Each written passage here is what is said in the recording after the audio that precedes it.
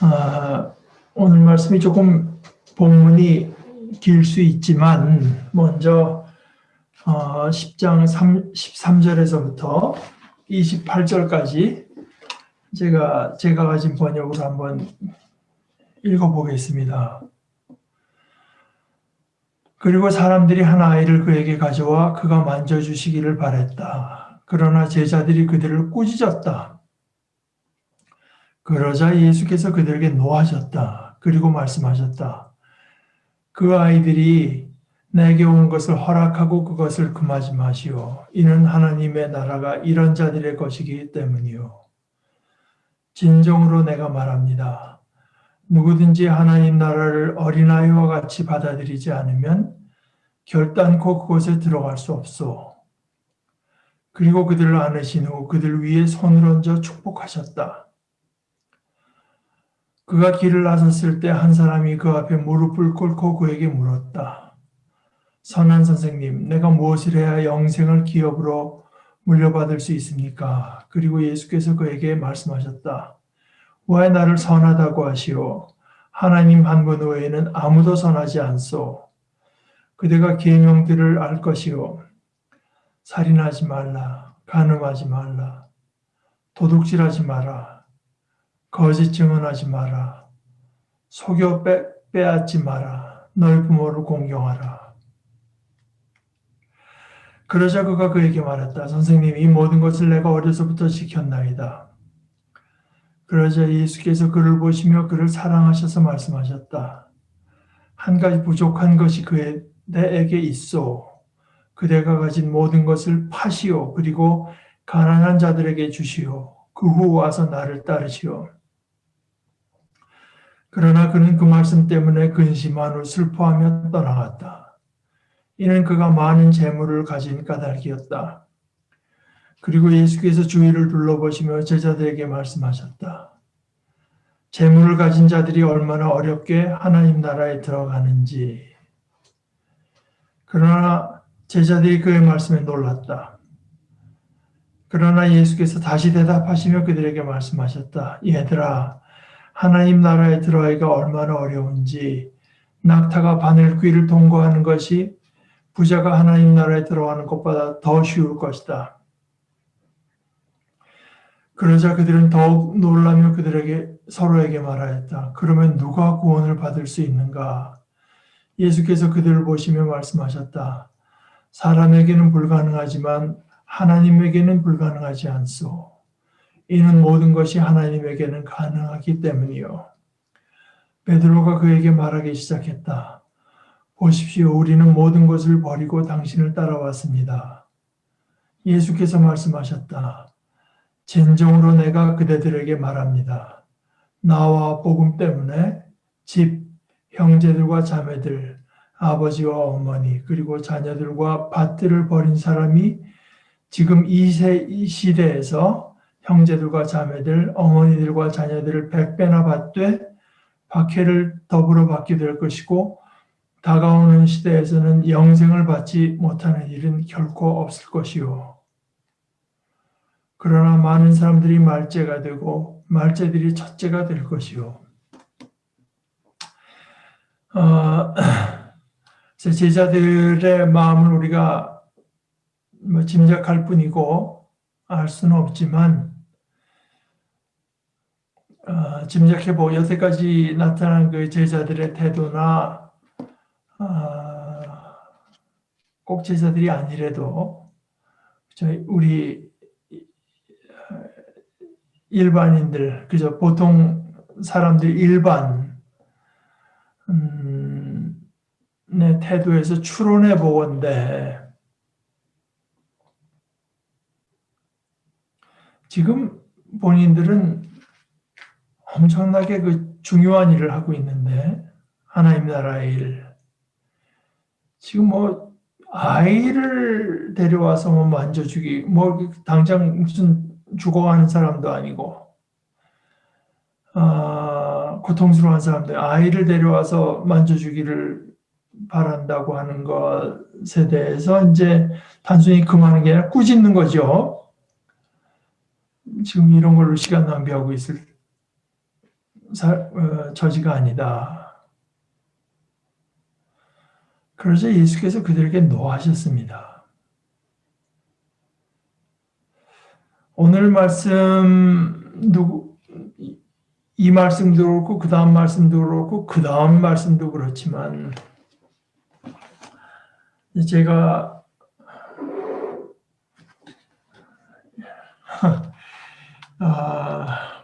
이번 주에는 이제 제가 일하는 것으로 이제 두 번째 사이클로 들어가는 건데요. 뭐냐면 지난 6주 동안은 처음 3주 동안 75세 넘은 사람들 예방접종을 하고 그 다음에 이제 첫 번째 맞은 사람들이 맞고 3주가 됐을 때 2차 접종으로 들어가서 그분들까지 마치는데 이제 한 사이클이 6주로 끝나고 이번에는 이제 두 번째 사이클이 들어가는데 아침에 월요일 아침 이제 지금까지 화수목금 나흘을 일하기 때문에 월요일 아침에 좀 이제 오늘은 어디가 좀 걸어야 되겠다 그래서 집사람하고 어느 산에 갈까 얘기를 하고 있는데 갑자기 전화가 오더니 보건소 무슨 계장한테 전화 와서 지금 오고 계시는 중이냐고 그래요. 한 8시 45분인가 그렇게 됐네. 그래서 아니 오늘 월요일 아닙니까? 그랬더니 아니 이번 주부터는 월요일서부터 월화수목 말씀을 드렸는데 그래서 그냥 뭐 이거저거 생각할 거 없이 이제 부랴부랴 해갖고 나와서 가까스로 한 9시 정도에 이제 거기 도착해서 일을 하기 시작했는데 점심시간 점심 먹으러 나가는데 그 저랑 이런 일로 연락하던 그 여자분이 오더니 제가 말씀을 안 드렸나 보죠. 그러길래 그럴 리가 있나. 이제 지난주에 나한테 이제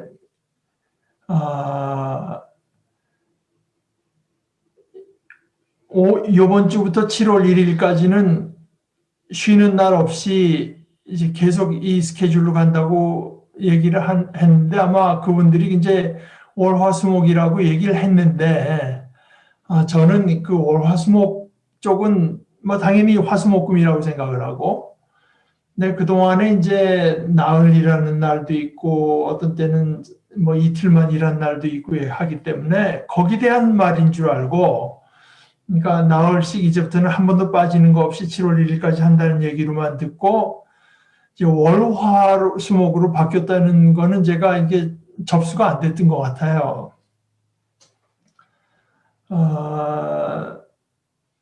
그러니까 그분들은 이제 제가 알아들었다고 하는데 또 재차 확인하는 것도 이제 아마 좀 제가 부담스러워할 것 같고 그래서 그냥 그렇게 얘기하고 말았던 것 같습니다. 그러니까 저는 뭐 당연히 화수목금은 바뀌는 게 아니고 이제 그 스케줄이 빠진 거 없이 간다고만 이제 그래서 그 여자분한테 뭐 그랬을 리가 있습니까? 아마 제가 얘기를 허투루 들었을 것 같다고.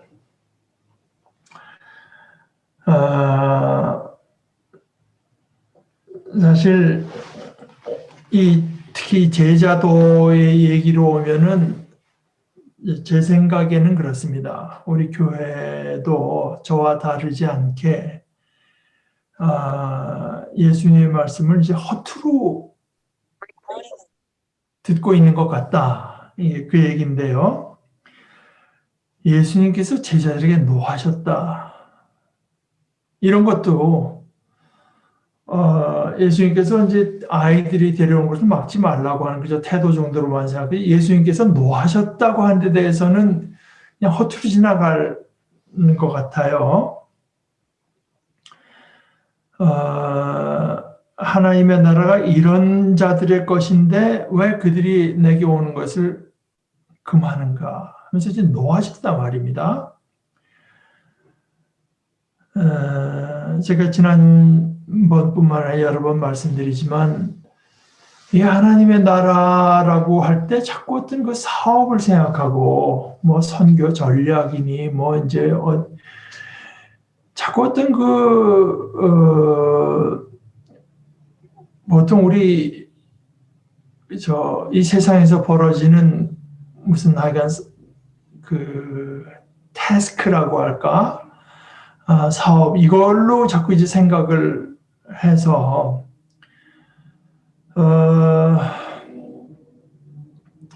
제가 늘 말씀드리는 대로 이제 어떤 그 하나님 나라의 일꾼, 어떤 유용성, 효능 이런 걸로 보는 것은 참 하나님 나라에 대한 엄청난 오해라고 저는 생각합니다. 그러니까 하나님의 나라 아니겠습니까? 이것도 이제 제가 반복해서 말씀드리는 거지만 링컨 대통령의 그 유명한 연설대로 민주주의라고 하는 것이 인민에 의한, 인민을 위한. 근데 이제 언제나 어떤 지구상에 어디서든지 이것이 국민들의 나라다, 국민을 위한 나라다 하는 것은 그것이 부인되는 데는 없습니다. 다만 by the people, 국민에 의한 나라라고 하는 것이 이제 이게 문제가 되죠. 독재자라고 해도 이거 여러분들의 나라고 여러분들을 위해서 내가 독재하는 거라고 얘기하죠. 하나님의 나라도 결국 이제 언제나 부딪히는 그 큰 오해와 장애가 거기에 있다고 봅니다. 하나님의 나라죠. 저희가 하나님의 영광을 위해서. 근데 그걸 우리가 하겠다는 거거든요. 교회가 하겠다는 것이고, 무슨 선교단체가 하겠다는 것이고, 내가 목숨을 바쳐서 하겠다고 하는 것이고, 그런데 그것이 교회가 하면 그건 하나님의 나라가 아니라 교회의 나라가 되죠. 하나님의 나라 아니겠습니까? 하나님의 나라. 하나님께서 이루시는 나라. 그래서 이제 가장 중요한 것은 그 나라는 하나님께서 이루시고, 하나님께서 주관하시고, 하나님께서 정의하시고, 하나님께서 가져오시고, 하나님께서 주시는 나라이기 때문에 하나님 나라는 그냥 우리에게 오는 겁니다. 오는 거. 그러니까 이게 이건 여러 사람들이 자꾸 이제 반복해서 강조하지만 그래도 자꾸만 사람들이 이제 무시하는 것이 우리가 하나님의 나라를 건설한다. 이건 참 웃기는 이야기입니다. 우리가 하나님의 나라를 건설한다고 우리가 건설하면 그게 우리나라지 그게 어떻게 하나님의 나라겠습니까? 또 하나님의 나라를 확장한다. 그것도 마찬가지입니다. 우리가 확장하는 것이 그게 우리나라지 그게 어떻게 하나님의 나라겠어요. 성경에는 그런 표현을 일부러 피하죠. 하나님의 나라가 온다. 우리는 하나님의 나라를 받는다. 우리는 하나님 나라에 들어간다. 하나님께서 너에게 그 나라를 주시기를 기뻐하신다. 이제 이런 것이지. 우리가 우리가 건설하는 나라는 그것은 하나님의 나라는 아닌 거죠. 우리가 이루는 것. 그래서 이제 그런 데서 자꾸만 어떤 교회도 그냥 어떤 조직체가 되고 마치 그런 것이 이제 그 교회답지 못하게, 그러니까 어린아이처럼 받아들인다. 하나님 나라를 그냥 하나님께서 주시면 그냥 좋아서 별 복잡한 생각 없이 받아들이는 사람,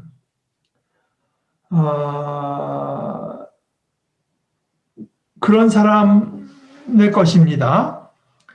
그리고 하나님 나라는 그렇게 받아들일 수밖에 없는 것입니다. 이제 그러면서 그 가르침만 주시는 게 아니라 그들 위해 손을 얹어 축복하셨다. 그렇게 그 사람으로서 귀하게 여기고 복 주시는, 이것이 하나님 나라가 그런 것이니까요. 그러니까 제가 늘 말씀드리지만 사실 교회라고 하는 것이 우리가 이제 대한 공동체라는 말을 이제 그 뉴비긴도 하고 뭐 말들을 많이 하는데 교회라고 하는 데가 그 대한 공동체로서 성격이 사람을 철저하게 어떤 이런 저 사람이 큰 일꾼 될 사람이다 이런 걸로 따지는 게 아니라 하나님의 형상대로 지음받은 귀한 영혼이고 또 예수님께서 그분을 위해서 돌아가실 만큼 귀한 영혼일 뿐만 아니라 우리 찬송가에도 있지만 내가 연약할수록 더욱 귀히 여기사 하는 것처럼 오히려 연약하고 어떤 그 존재감이 없는 사람들이 그곳에서야말로 자신의 존재감을 이제 확인할 수 있고 인정받을 수 있는데 라고 하는 의미에서 진정으로 그 대안적 공동체 이 세상의 가치를 정면으로 뒤집어 엎는 그런 공동체가 된다면 특별히 한국에서 현대사회가 다 그렇지만 한국에서 이 고령자들이 많아지고 장애자 이런 그러니까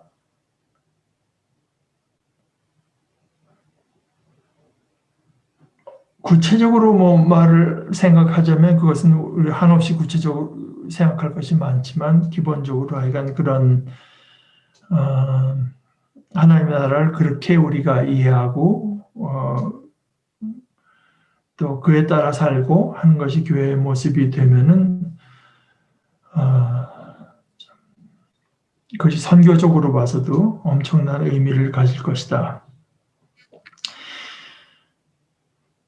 그가 길을 나섰을 때 무릎을 꿇고 묻는데 선한 선생님 내가 무엇을 해야 영생을 기업으로 물려받을 수 있습니까? 참 이것도 예수님이 어떤 분인지 우리에게 간접적으로 사실 여러분이 누구한테 가서 제가 어떻게 해야 영생을 받겠습니까? 하고 질문할 생각이 나는 사람이 누구 있습니까?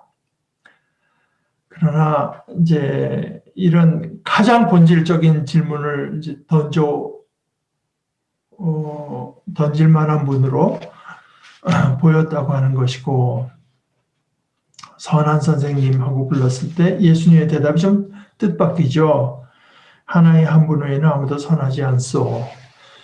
이것은 물론 예수님께서 뭐 선하지 않다는 뜻은 아니지 않겠습니까? 예수님께서 뭐 죄가 있다거나 뭐 악한 데가 있다거나 그런 것은 아니겠죠.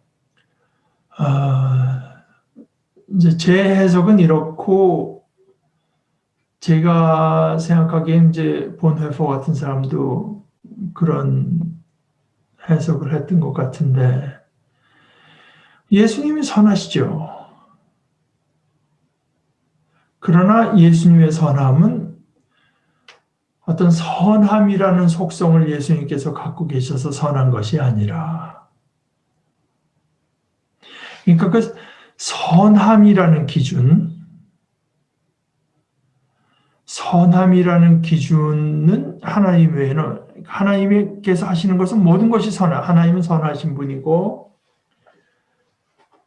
그리고 다른 모든 존재의 선함이라고 하는 것은 그 하나님을 절대적으로 인정하고 하나님께 절대적으로 순종 그 모든 기준을 하나님을 선한 분으로 하나님만을 선한 분으로 인정하는 것이 그 사람의 선함인 거죠. 그러니까 예수님의 선함이라고 하는 것도 예수님의 선함은 하나님께 대한 100% 순종 이제 그런 의미에서 선한 거지만 선하다고 하는 어떤 그런 그러니까 하나님 한 분 외에는 선한 분이 없다고 하는 것이 예수님의 선함인 거죠. 말하자면은 하나님과 동등한 어떤 그 생각과 행동을 하시기 때문이라기보다는 절대적으로 하나님을 인정하는 것이 이제 하나님의 순종. 아마 제가 지금 뭐 책으로 확인할 수는 없지만 보니포가 한 얘기는 인간이 하나님만을 알 때에만 비로소 하나님을 알 수가 있다. 하나님도 알고 어떤 하나님과는 따로 떨어진 어떤 선함이라고 하는 것도 따로 알려고 해서는 인간은 이제 하나님을 알 수가 없다. 그런 식의 얘기였던 것으로 생각합니다. 그러면서 당신이 계명을 늘 알지 않는가? 그러면서 계명을 듣는데 그럼 뭐 틀림없이 10계명을 말씀하신 것으로 생각을 하나? 10계명의 앞에 우리가 보통 먼저 나오는 4계명은 빼고 그리고 맨 마지막 제 10번째 계명 내 이웃의 소유를 탐내지 말라. 근데 이거는 예수님 말씀에서는 이제 속여 빼앗지 말라는 식으로 예수님께서는 이제 다른 말을 가지고 말씀하셨는데 이것은 이제 이 속여 빼앗지 말라고 하는 말이 아포스테레인에서 이것은 다른 사람의 정당한 권리 또는 다른 사람들의 정당한 임금을 박탈하지 말라 이런 식의 뜻이기 때문에 속여 빼앗지 말라는 계명을 예수님께서 이제 나름대로 해석하신 말씀이라고 우리가 볼 수가 있는데, 근데 하여간 위에 보통 10계명은 처음부터는 나 외에 다른 하나님을 두지 말라든가 우상을 두지 말라든가 하나님의 이름을 이제 망령되이 일컫지 말라든가 안식일을 지키라든가 이런 말씀들이 이제 빠져 있습니다.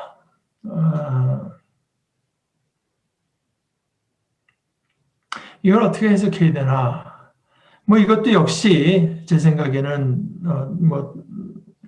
또 다른 문화 해석에도 이제 그런 것이 있는데 저도 이제 공감하는 바로는 하나님께서 예수님께서 십계명에도 하나님의 그 재해석, 그러니까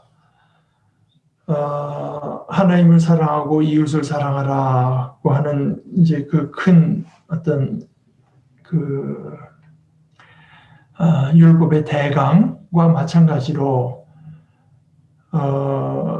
이웃에 대해서 이렇게 하라고 하면서 나를 따르라.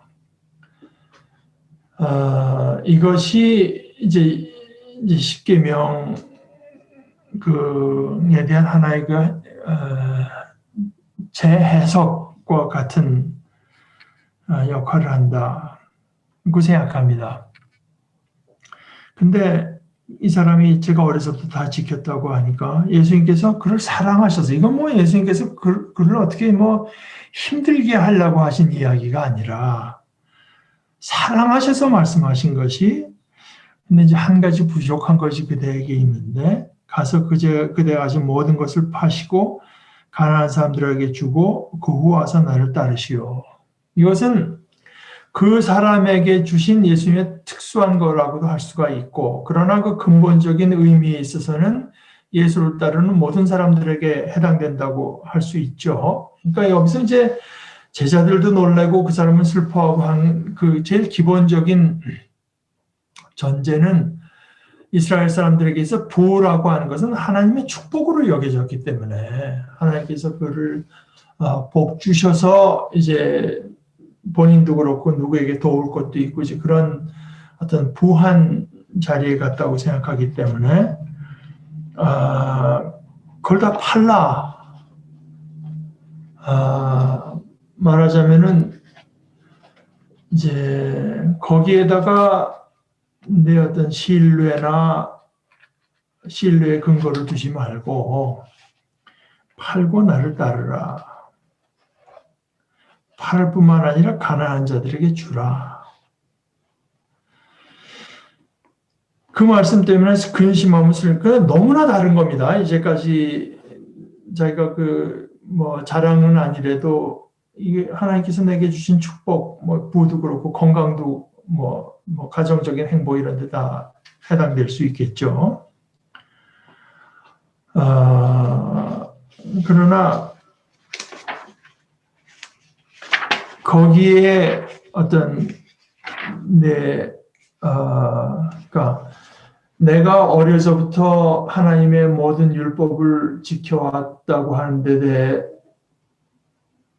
거기에 이제 어떤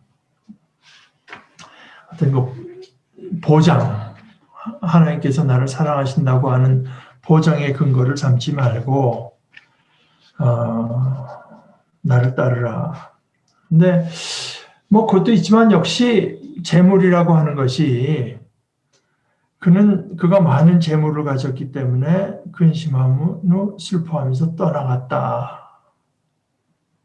역시 인간에게서 재물이라고 하는 것은 자기도 모르는 사이에 이제 우상 노릇을 하게 마련이죠.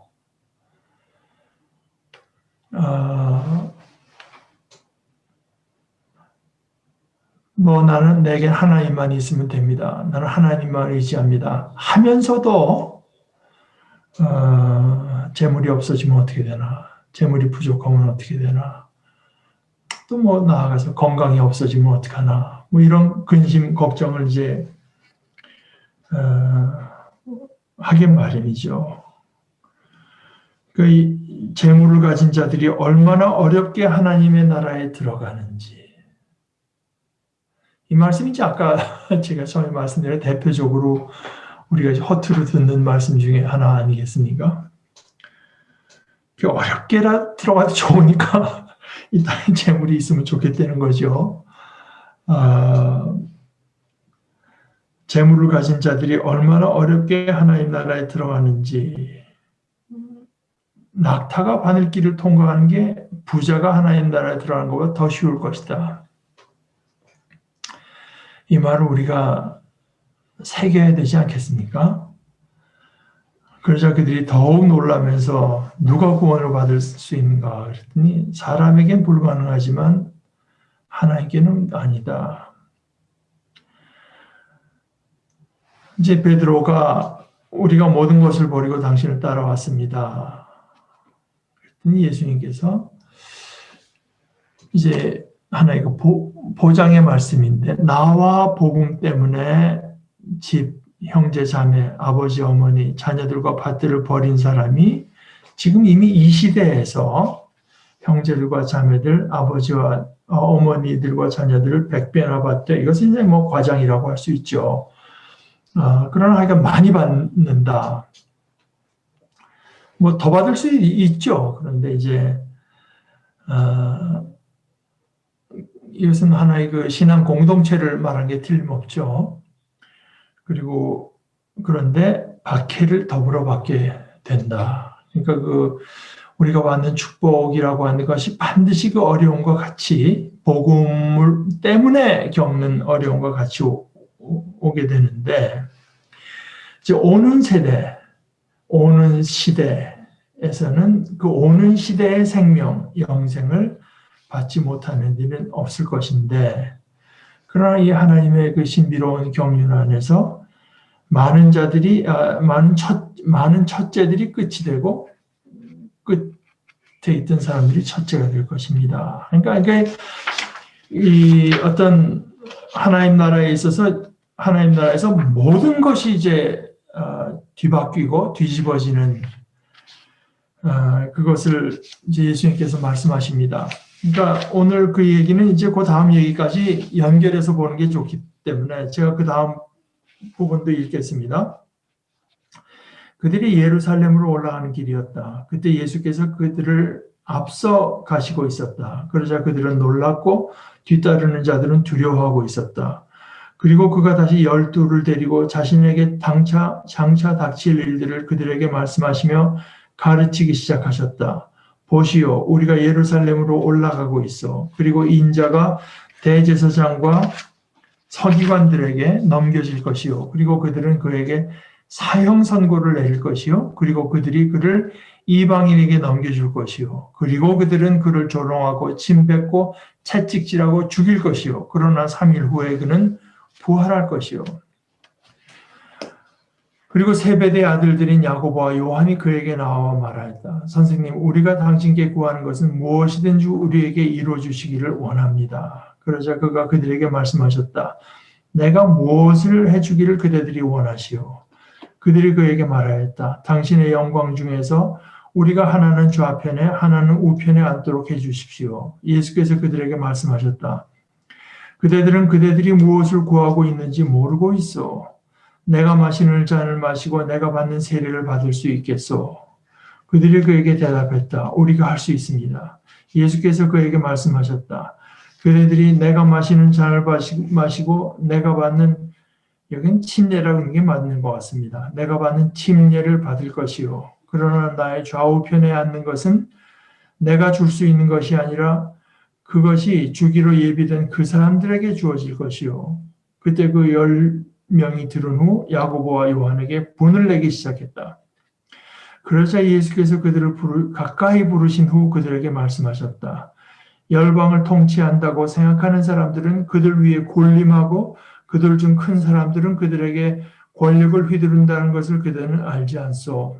그러나 그대들 가운데서는 그렇지 않소.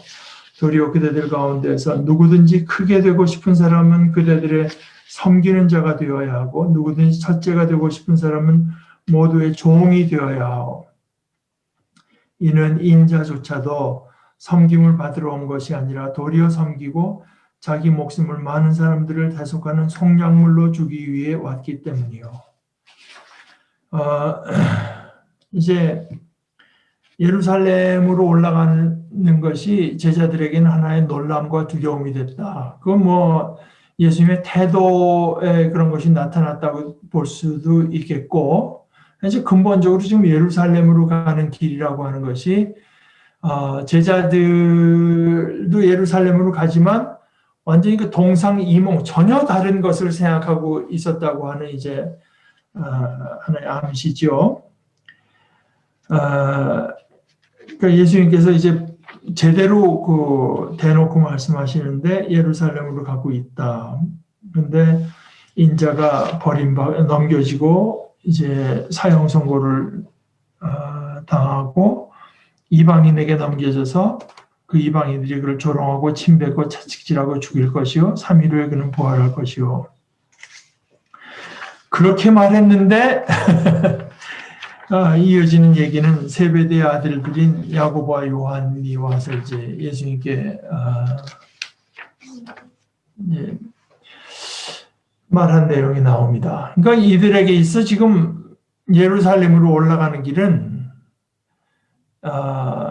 영광을 향한 행진입니다. 이제 march to glory. 이제 우리가 메시아를 모시고 올라간다.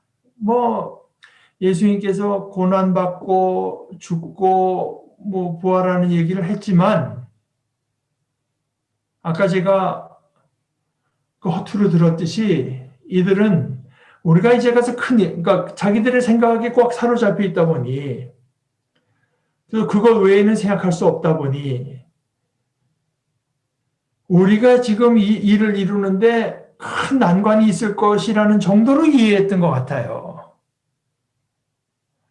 우리가 이제 가서 큰 일을 이루는데 뭐 참 그 여러 가지 참 어려운 일들이 있을 거지만 그러나 우리가 우리의 본래 목적을 달성할 것이다. 뭐 이렇게 이해할 수도 있었겠죠. 자기 생각을 버리지 못하는 한. 그리고 그것은 제자들, 그러니까 세베대 아들들이 그렇게 말했다고 했더니 또 10명들이 그 사람들에게 화를 냈다고 하는 것은 제자들 전체가 사실은 그런 생각을 함께 갖고 있었다고 하는 하나의 그 표시가 아니겠습니까?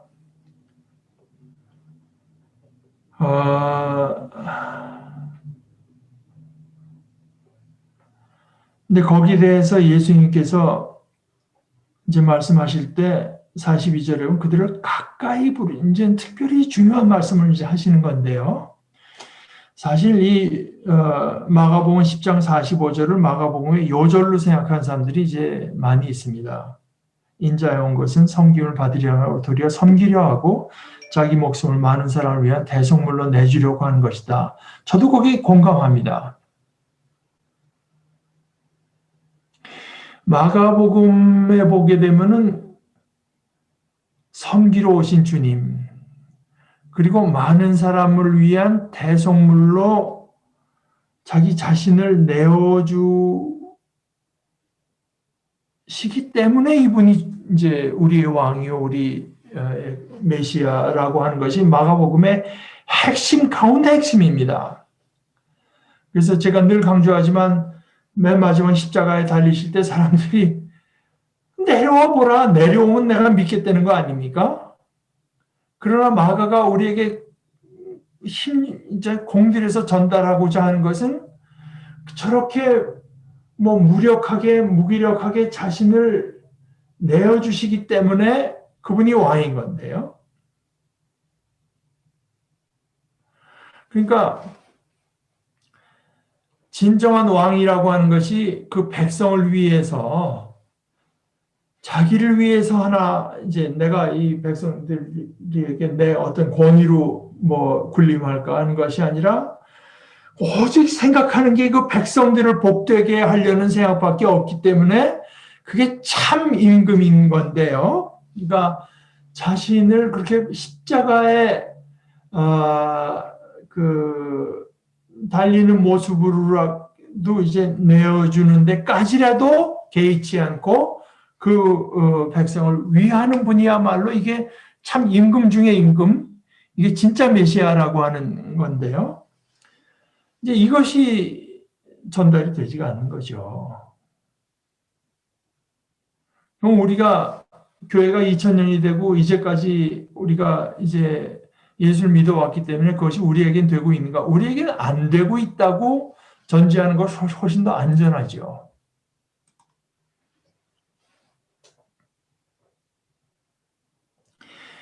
그리고 이것은 열방을 통치한다고 생각하는 사람들은 그들 위에 군림하고 벌써 이렇게 나온 데서 알다시피 여기에는 상당히 그 정치적인 함의가 들어 있습니다. 정치적인 함의. 이것이 이제 제가 이제 특별히 오늘날 한국 교회에서 지금 느끼는 건데요. 여기 제가 가끔 인용하는 엔티 라이트 같은 사람들이 아주 자주 얘기하는 거지만 그 현대에 와서 이제 특별히 강조되는 것 중에 하나가 여태까지 교회라고 하는 것이 너무 그 예수님과 십자가의 죽음 이것을 그 개인적인 경건으로만 그래서 내 죄 사함 받고 그렇게만 생각을 이제 하고 아마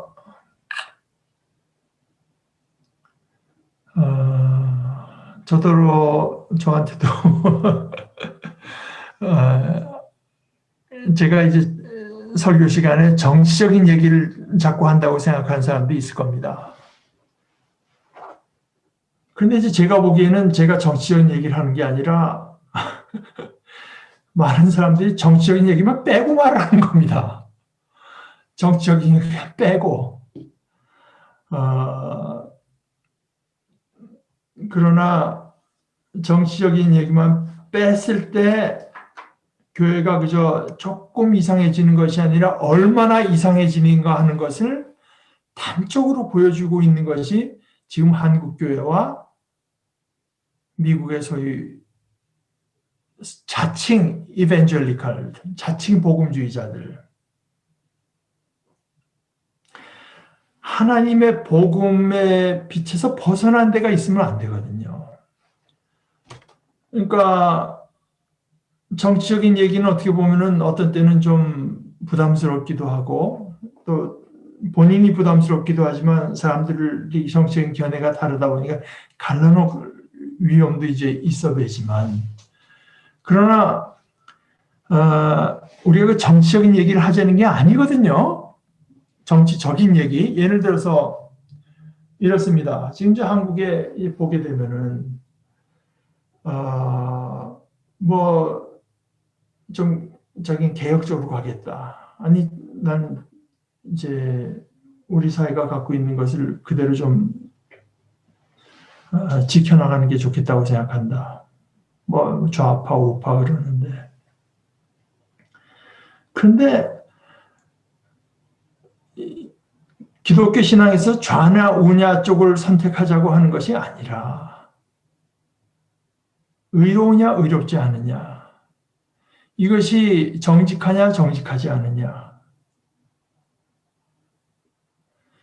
가난한 사람들을 위한 것이냐 가난한 사람들을 더 힘들게 하는 것이냐, 이거는 정치적인 논의를 벗어날 수가 없기 때문에 정치적인 얘기가 교회에서 생략되면은 안 되는 거죠.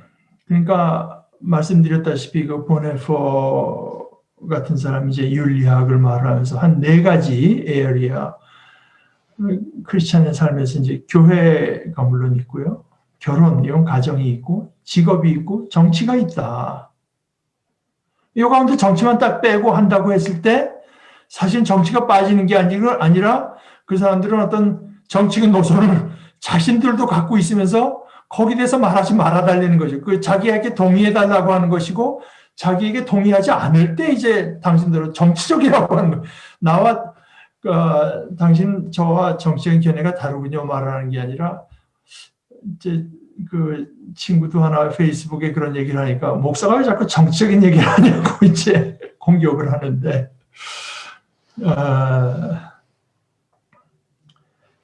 그리스도의 십자가는 모든 것을 이제 다 문제 삼기 때문에요.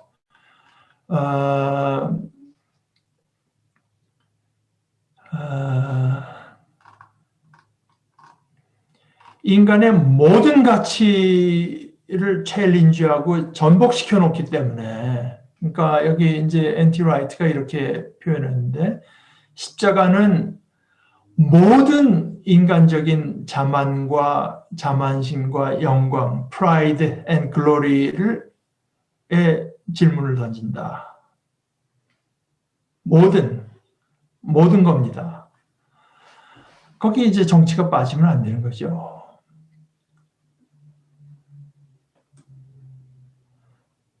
정치를 빼겠다고 했을 때 사실 어떤 참혹한 일이 일어나요. 뭐 현재에도 일어나고 있지만 하는 거를 동의하지 않는 사람도 있지만, 저는 이제 제주도의 4.3공원 같은 데 가면은 배울 수밖에 없다고 생각합니다.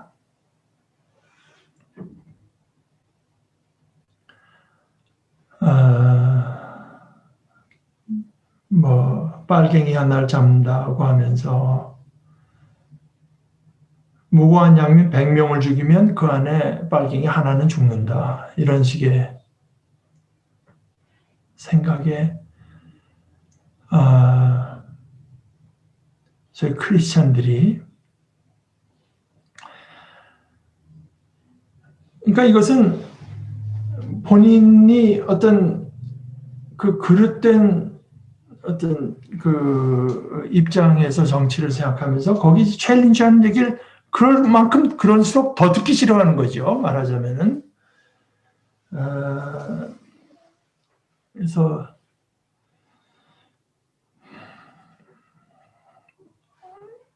뭐 우리가 어떤 특별히 한국에서도 뭐 기독교 장로회라든가 이런 데서 자라난 사람들 아니면은 정치적인 얘기를 하는 것은 이제 불편해할 수 있으나, 정치적인 얘기는 크리스찬의 정치적인 얘기가 아니라 어떤 얘기라도, 뭐 직장이건 학문이건 뭐 어떤 얘기라도 빠지면 되지가 않고, 다만 그러나 기독교인이 정치에 참여한다고 할 때 그것은 그저 시민으로 참여하고 뭐 교회가 얘기할 때 이제 그런 얘기를 하는 것이지 섬김으로 참여하는 거지 무슨 서로 다른 입장에서 이 입장 한쪽 입장을 편든다든가 하는 쪽으로 가는 것은 그것도 또 잘못됐다고 이제 볼 수밖에 없습니다. 그러니까 제가 조금 더 구체적으로 말하자면 예를 들어서 뭐 지금 서울에 뭐 오세훈 씨나 옛날 지난했던 박원순 씨 같은 뭐그 무료 뭐지 약간 급식 뭐 이런 거요 무상급식 이런 거 저는 이건 그야말로 이제 사회에 대한 생각의 차이라고 생각해요. 그거 갖고 이제 뭐 오세훈은 나쁜 놈이다 욕하는 것도 제가 보기엔 참 잘못된 것 같고 그러면 생각이 다를 수 있지 않겠습니까? 그러니까 그 입장에 따라서 이런 쪽으로 가면은 이런 문제가 생기고 또 저런 쪽으로 하면 또 저런 문제가 생기니까 거기에 대해서는 의견이 다를 수가 있죠, 물론. 거기에 대해서 뭐 서로 상대방을 욕하는 것은 참 기독교인답지 못하고 생각을 합니다. 그런데 멀쩡한 한 가족을 때려잡아가지고 뭐 온갖 그 편법을 쓰고 부정을 저질러가지고 이렇게 하는 그건 또 다른 문제 아닙니까? 그리고 한쪽에 이제 조그마한 잘못을 그냥 엄청나게 튀겨서 말을 하고 다른 쪽에 엄청난 그 비리는 감춰주고 하는 언론의 태도라든가 이런 것은 전혀 다른 문제잖아요. 이것이 뭐 좀 더 뭐 개혁적인 생각을 가졌느냐, 좀 보수적인 생각을 가졌느냐 하는 거라면 전혀 다른 문제 아닙니까? 이제 그런 것들을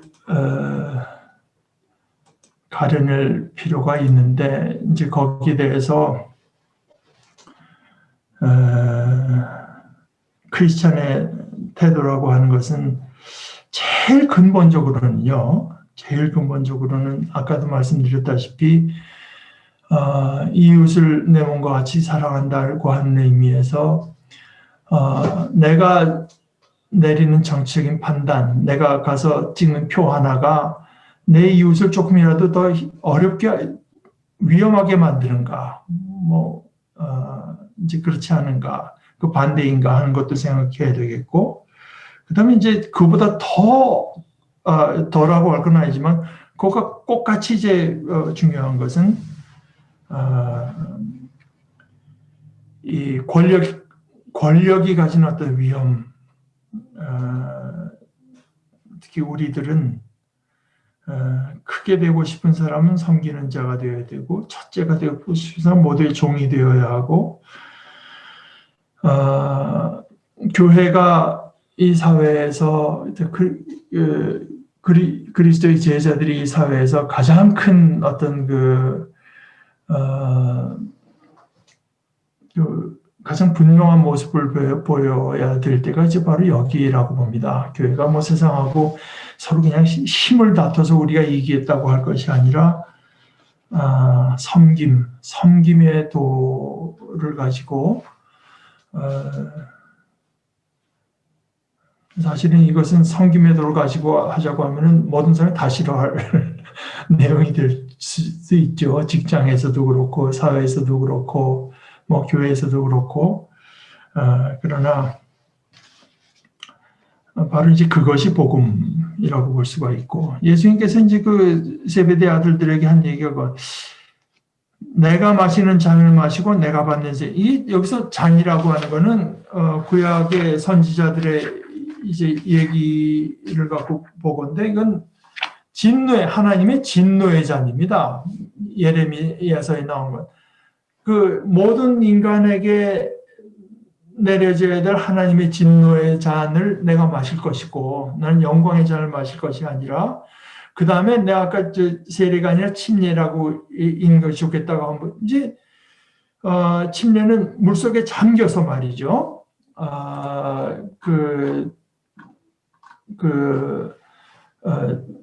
죽음. 말하자면 그 죽음의 어떤 처벌을 받는 건데요. 그것을 당신이 받겠습니까? 이건 할 수가 있다고 하죠. 그러나 그것도 이제 다분히 세베대 아들들의 오해가 거기에 이제 들어 있다고 생각되는 건데요. 끝내 이제 거기까지 마가복음 끝 마치기까지 제자들이 이 생각에서 벗어나지 못하는 것을 복음서가 우리에게 보여주고 있고, 그러나 예수님은 끝까지 그들에게 이제 가르치시고 본을 보여주시고 하는 것을 또 보여주고 있습니다. 그러니까 이것은 한마디로 우리가 그리스도를 따르는 것이 얼마나 우리의 생각에 사로잡힌 채 이것이 예수님의 생각이라고 혼자서 이제 생각하고 따르기가 쉬운가, 얼마나 우리가 그러고 있을 가능성이 높은가 하는 것을 이제 마가복음은 잘 보여주죠. 그 핵심에 있어서는 섬김을 받으려고 하는 것이 아니라 도리어 섬기려 하는 것이고, 많은 사람들을 위한 대속물로 나 자신을 내어주려고 한다고 하는 예수님과 예수님의 십자가 그리고 하나님 나라의 본질이 거기 있다고 하는 것이 이제 우리에게 보여주고, 따라서 제자도의 본질도 바로 거기에 있다고 하는 것을 이제 우리에게 보여주는데, 그 마가복음에 아주 중요한 포인트가 있다고 봅니다. 여러분들 혹시 오늘 이 본문 말씀을 함께 나누면서 이게 나는 게 있든가 아니면은 질문이 있든가 하시면 함께 나누시면 좋겠습니다. 그 세례라고 하는 건 이제 주로 씻는 의미가 있기 때문에 예수님께서 씻어지려고 한다기보다는 물에 잠겨서 이제 죽는 것을 여기서 의미한 걸로 보기 때문에 침례라고 우리가 읽는 것이 낫겠다 생각한 것입니다.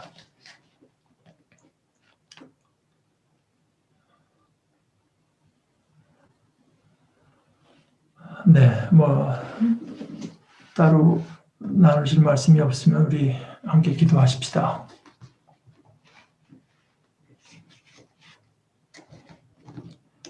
하나님, 우리 아버지, 저희를 사랑하셔서 저희들에게 아버지의 나라를 주시는 것을 감사합니다. 그런데 저희는 아버지의 나라를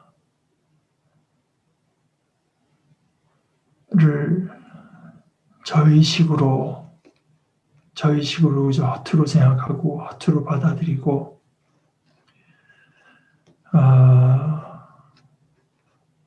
그래서 오히려 저희들에게 참 은혜와 복이 되는 또 그 생명이 되는 그 나라를 받아들이지 못하고 있는 모습이 저희들에게는 참 크게 있습니다.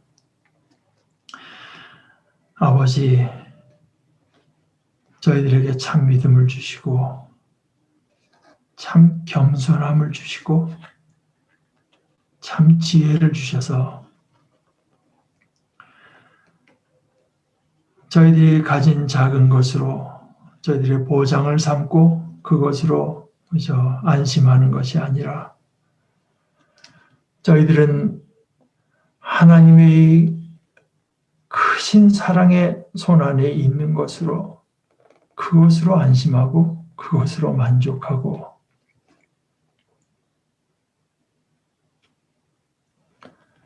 저희들은 아버지를 위해서 또 이웃을 위해서 우리 자신을 내어주고 섬기는 자리에 서는 것을 복된 것으로 여길 수 있도록 저희들을 주장하여 주시고 인도하여 주시옵소서. 예수님의 이름으로 기도합니다. 아멘.